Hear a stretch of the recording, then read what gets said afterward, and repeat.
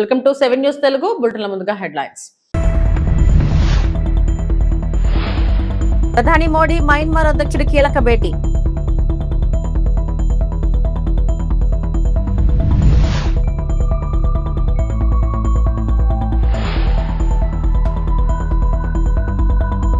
South coast railway zone కోసం నిరంతర పోరాటమే కారణం కేంద్ర మంత్రి రామ్మోహన్ నాయుడు.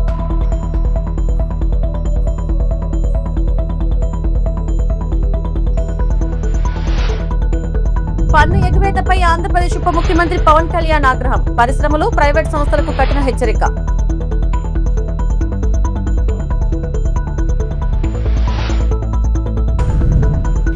తెలంగాణపై రాజకీయాలు రుద్దొద్దు, కల్వకుంట్ల కవిత హెచ్చరిక.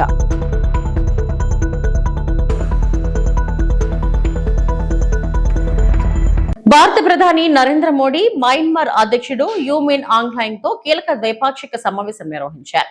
న్యూఢిల్లీలోని హైదరాబాద్ హౌస్ లో జరిగిన ఈ సమావేశంలో ఇరు దేశాల మధ్య సంబంధాలు, వాణిజ్యం, భద్రత, ప్రాంతీయ సహకారం వంటి అంశాలపై విస్తృతంగా చర్చించినట్లు సమాచారం. ప్రస్తుత అధ్యక్ష హోదాలో యూ మిన్ ఆంగ్ హ్లైంగ్ భారత్ ను సందర్శించడం ఇదే తొలిసారి కావడం విశేషం.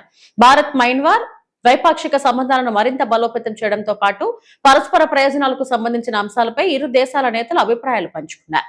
ప్రాంతీయ స్థిరత్వం, సరిహద్దు భద్రత, ఆర్థిక సహకారం వంటి అంశాలకు ఈ సమావేశం ప్రాధాన్యత సంతరించుకుంది.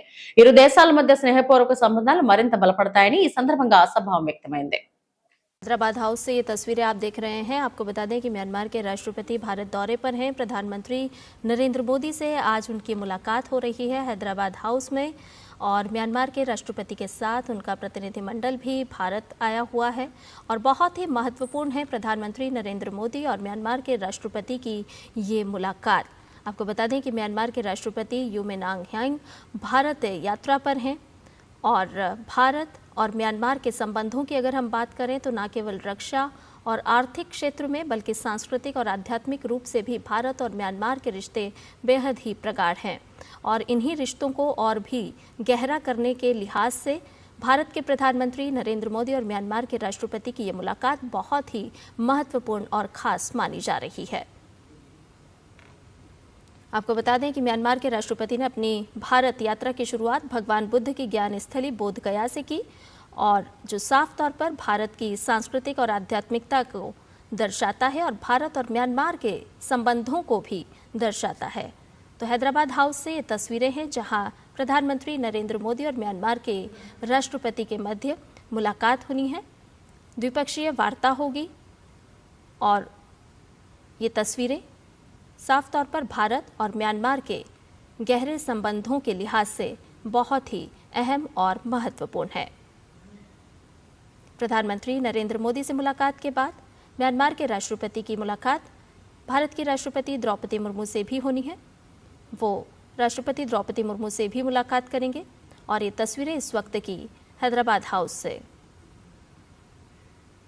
పేదవాడి ఇంటికెళ్లి పెన్షన్ ఇస్తే ఆనందమే వేరని ఆంధ్రప్రదేశ్ ముఖ్యమంత్రి నారా చంద్రబాబు నాయుడు ఒక్కో కుటుంబానికి 4 సంక్షేమ పథకాలు అమలు చేస్తున్నామని సీఎం చంద్రబాబు పేర్కొన్నారు.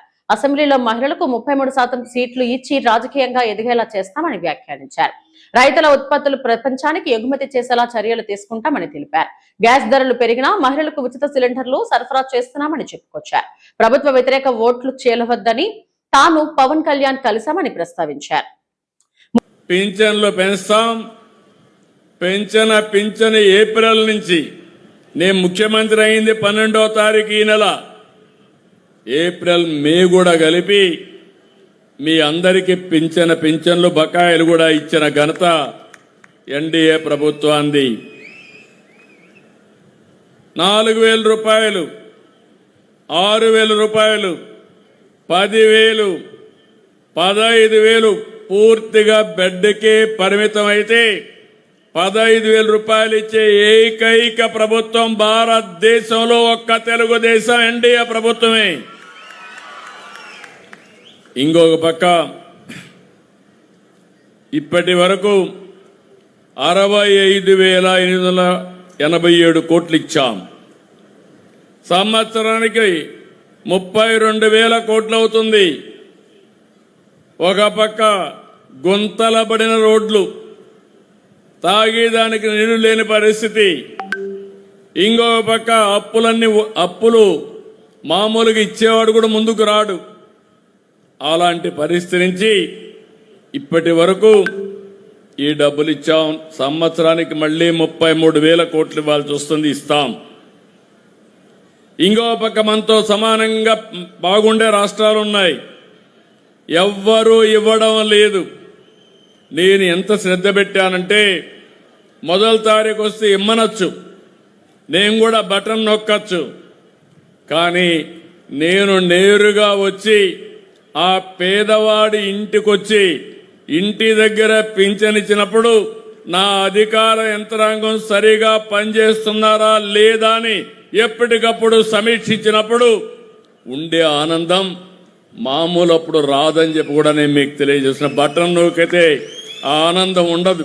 అమరావతిలో జరిగిన కీలక సమీక్ష సమావేశంలో ఆంధ్రప్రదేశ్ ఉప ముఖ్యమంత్రి పవన్ కళ్యాణ్ పెద్ద పరిశ్రమలు, ప్రైవేట్ విద్యా సంస్థల పన్ను ఎగవేతపై తీవ్ర అసంతృప్తి వ్యక్తం చేశారు.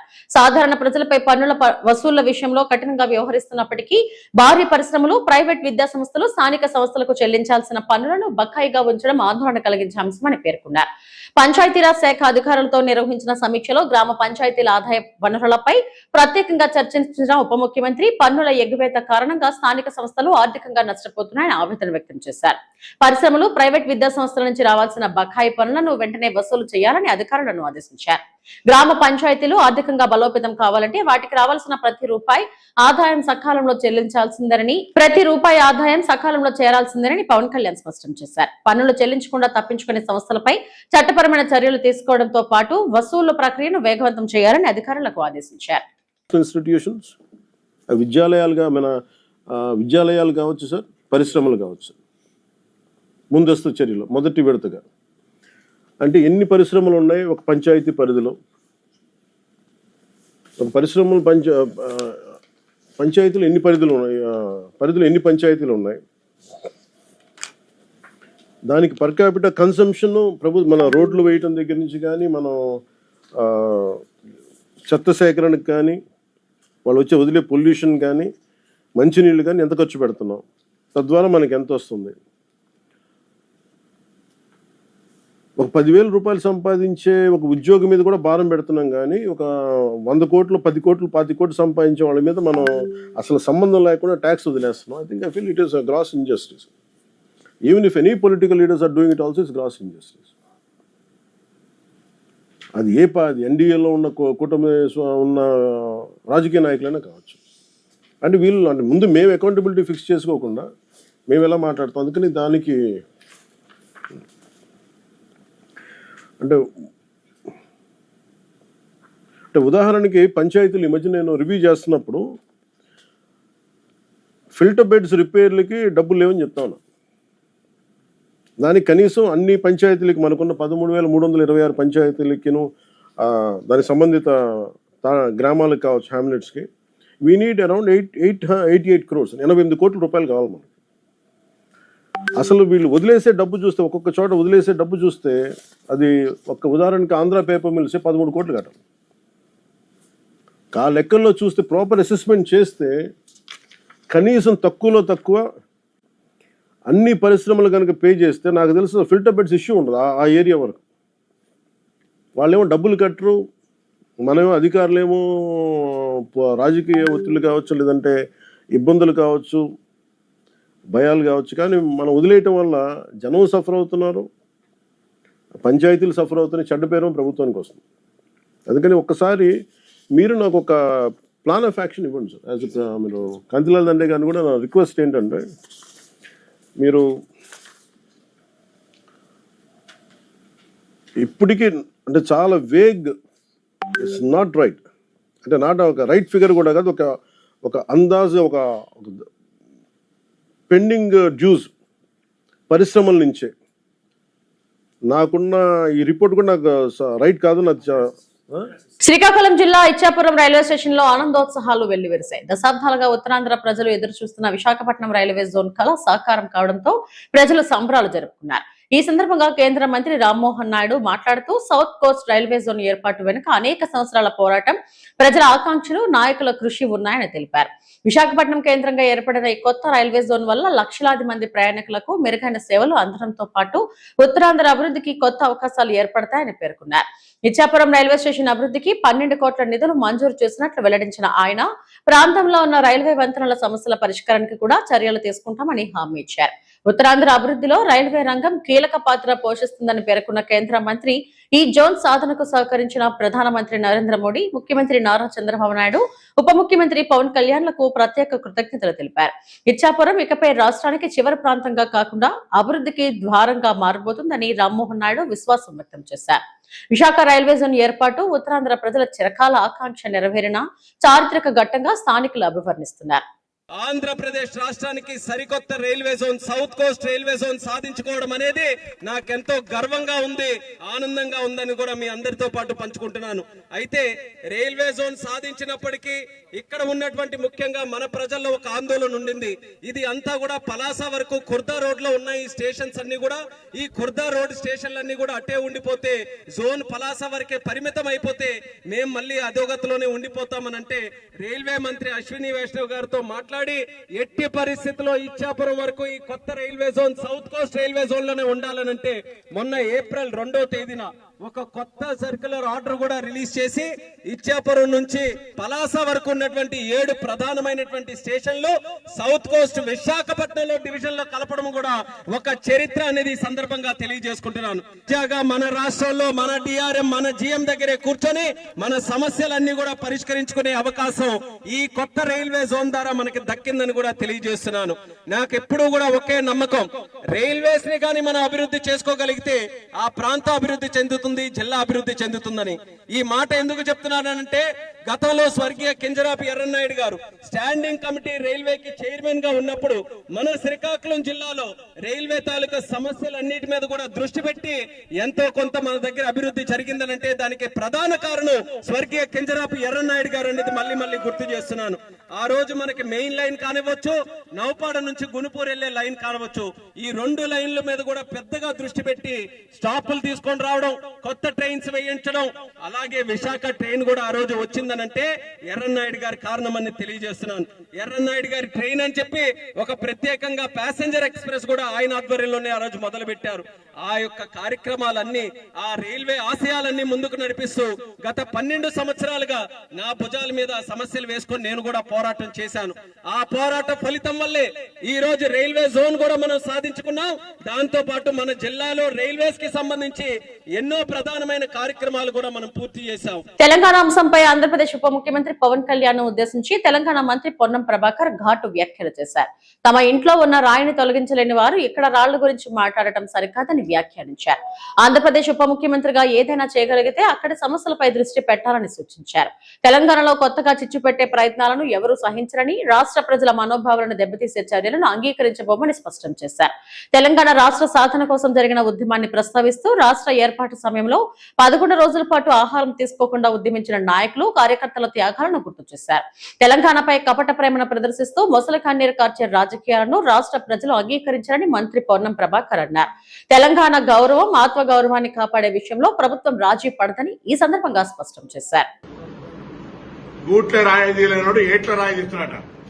ఆంధ్రప్రదేశ్ ఉప ముఖ్యమంత్రిగా ఏమైనా చేయగలిగితే, ఏమైనా పీకగలిగితే అక్కడ చేయి. ఇక్కడికి వచ్చి నవనిర్మాణ సమితి పేరు మీద నువ్వు ఇక్కడ ఏదో చేసేటువంటి కార్యక్రమంలో ఇక్కడ ఎవడు సహించడానికి సిద్ధంగా లేడు.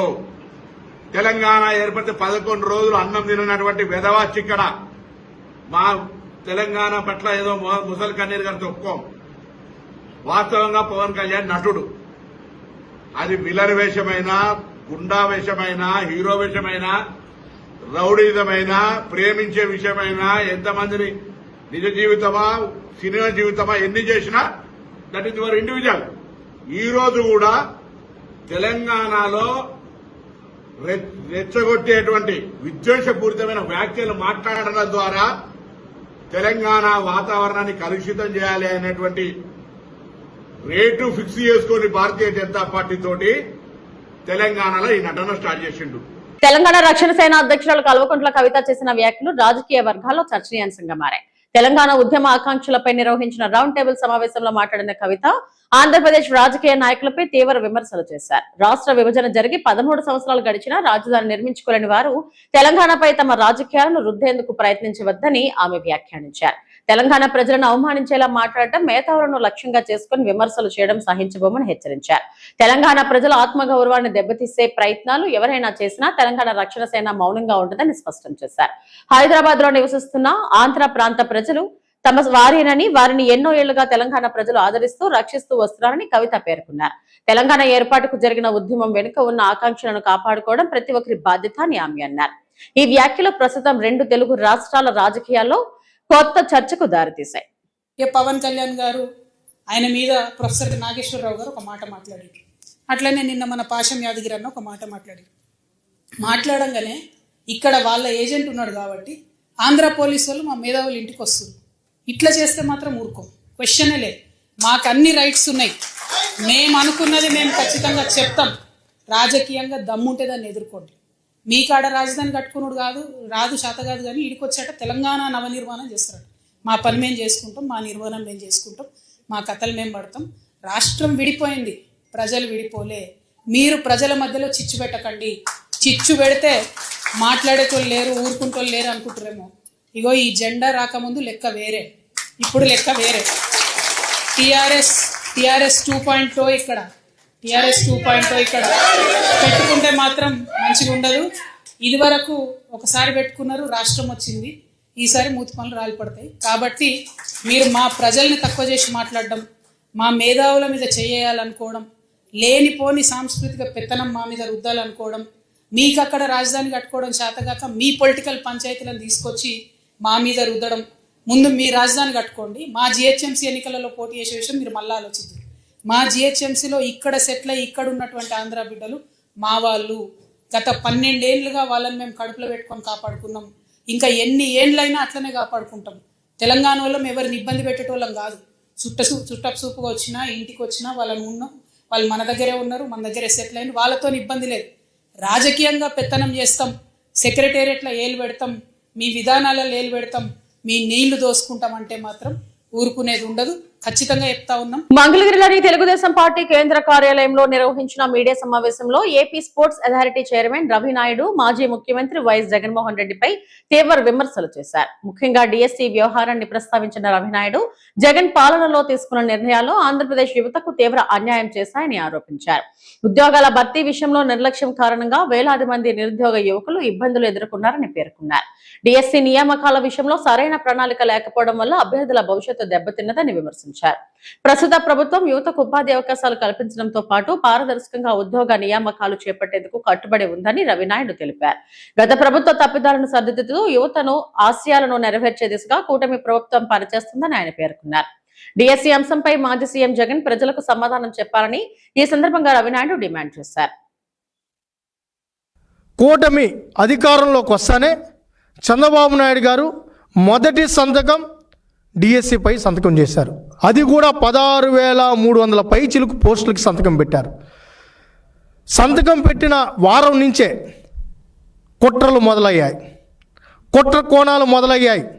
ఎలా అయినా నిరుద్యోగులకు ఉద్యోగాలు రాకూడదని జగన్మోహన్ రెడ్డి అండ్ గొడ్డలి బ్యాచ్ కంకణం కట్టుకున్నారు. నోటిఫికేషన్ విడుదలైన నాటి నుంచి కేసుల మీద కేసులు, కేసుల మీద కేసులు, కేసుల మీద కేసులు, 240 కేసులు వేయడం జరిగింది. లోకేష్ గారు సమర్థవంతంగా అధికారులు ఆ కేసులన్నిటికీ కోర్టుకి వివరణ ఇచ్చుకుంటూ ఎక్కడికక్కడ అన్నిటినీ సరిదిద్దుతూ ఈరోజు డిఎస్సి ప్రక్రియను పూర్తి చేయడం జరిగింది.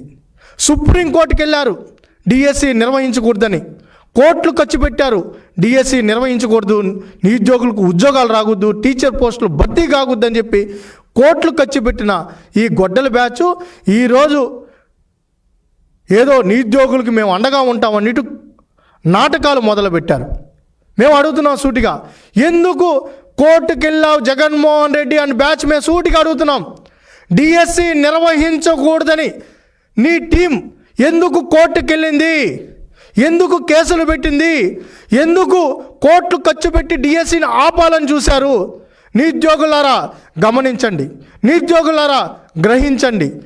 డిఎస్సి ఇవ్వకూడదని కోర్టుకు వెళ్ళిన వీళ్ళు ఈరోజు డిఎస్సి గురించి మాట్లాడుతున్నారు.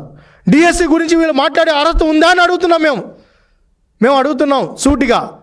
సుప్రీంకోర్టుకి ఎందుకు వెళ్ళావు? కోట్లు ఖర్చు పెట్టావు, స్పెషల్ ఫ్లైట్లో పంపించావు. రేపు నియామక పత్రాలు ఇస్తారంటే కూడా రాత్రి కూడా కోర్టులోనే వాదనలు వినిపించే పరిస్థితి ఈ రాష్ట్రంలో నెలకొనేలాగా చేశావు.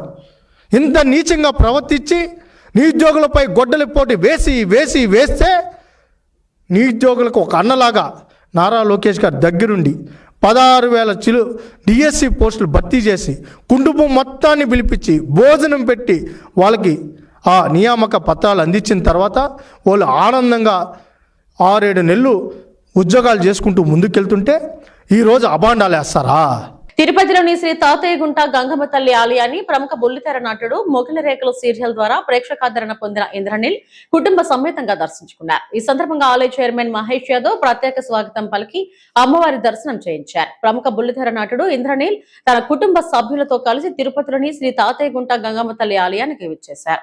ఆలయ చైర్మన్ మహేష్ యాదవ్ వారికి స్వాగతం పలికి ఆలయంలోకి తీసుకెళ్లి అమ్మవారి ప్రత్యేక దర్శనం కల్పించారు. అనంతరం ఆలయ అర్చకులు వేద ఆశీర్వచనాలు అందించగా తీర్థ ప్రసాదాలను అందజేశారు. అమ్మవారి కృపతో ప్రజలందరూ సుఖ సంతోషాలతో ఉండాలని ఇంద్రనీల్ ఆకాంక్షించారు. ఈ కార్యక్రమంలో ఆలయ అధికారులు, భక్తులు పాల్గొన్నారు.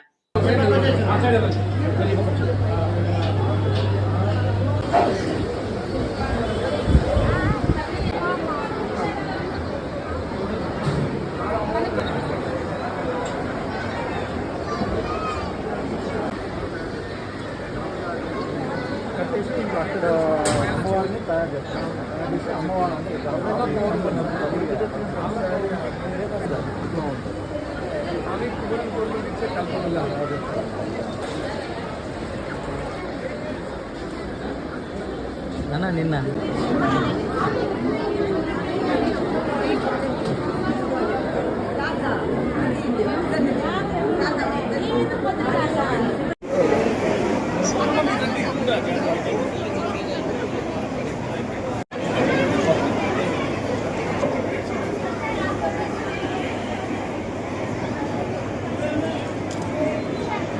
వైఎస్ఆర్ కడప జిల్లా ముద్దునూరు మండలంలో సోమవారం తెల్లవారుజామున కుండపోత వర్షం కురిసింది. వర్షానికి మండలంలోని వాగులు, వంకలు పొంగి పొర్లుతున్నాయి. ముద్దునూరు నుంచి పులివెందుల వెళ్లే మార్గంలో వాగు పొంగడంతో రాకపోకలు నిలిచిపోయాయి. ప్రధాన రహదారి కావడంతో ఇరువైపులా కిలోమీటర్ల మేర వాహనాలు నిలిచిపోయాయి. ముద్దునూరు సమీపంలోని పుల్లేరు వంకపై వంతెన పనులు జరుగుతున్నాయి. దాని పక్కనే తాత్కాలిక రోడ్డు ఏర్పాటు చేశారు. ప్రవాహ ఉధృతికి డైవర్షన్ రోడ్డు కొట్టుకుపోవడంతో పులివెందుల వైపు వాహనాల రాకపోకలకు అంతరాయం ఏర్పడింది. ఇవాళ మధ్యాహ్నం వరకు ఇదే పరిస్థితి కొనసాగవచ్చని పోలీసులు తెలిపారు.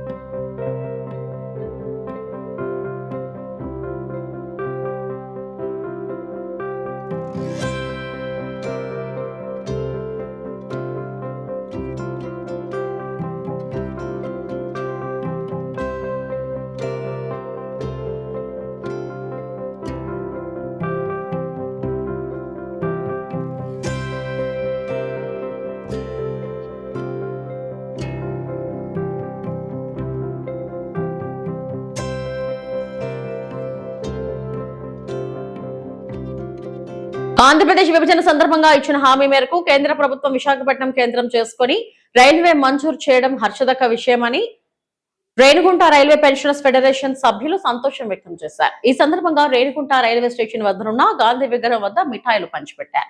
ఈ సందర్భంగా రైల్వే పెన్షనర్స్ సభ్యులు మాట్లాడుతూ బాలాజీ డివిజన్ ఏర్పాటు వలన రాయలసీమ ప్రాంతం అన్ని విధాల అభివృద్ధి చెందుతుందని సంతోషం వ్యక్తం చేశారు. ఈ కార్యక్రమంలో Renigunta railway pensioners chairman Hasan Saheb, secretary Jayanth Kumar తదితరులు పాల్గొన్నారు.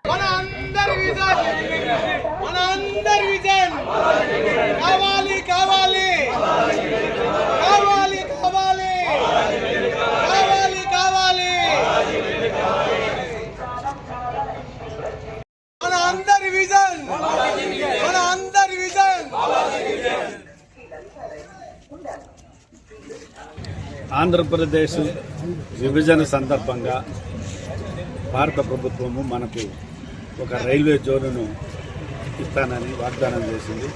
ఆ వాగ్దానం ప్రకారం ఈరోజు 1/6/2026 విశాఖపట్నం కేంద్రంగా సౌత్ కోస్ట్ రైల్వేను ఈరోజు ప్రారంభించింది. దానికి పుర ప్రజలు, రైల్వే పెన్షనర్స్, రైల్వే కార్మికులు మేమందరము హర్షం వ్యక్తం చేస్తున్నాము.